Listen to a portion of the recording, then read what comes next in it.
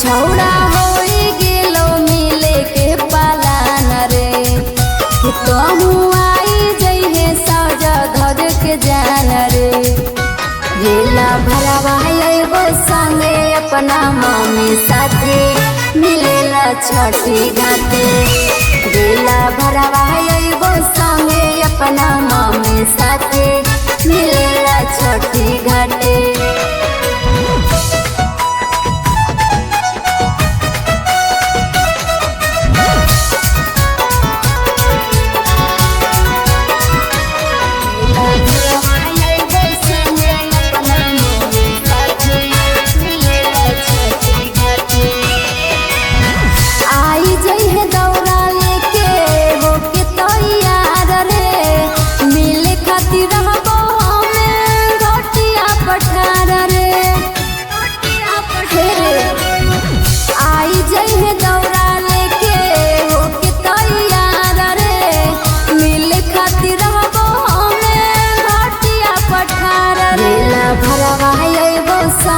अपना मम्मी साथे मिलेला छठी घाटे।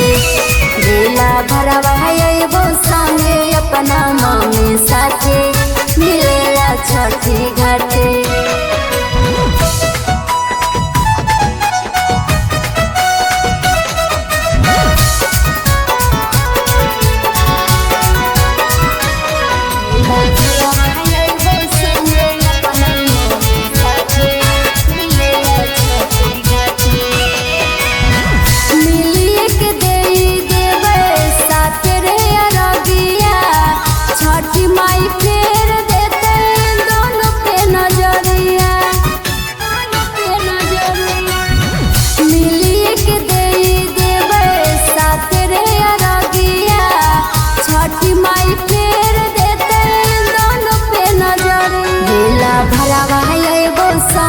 अपना मम्मी साथे मिलेला छठी घाटे।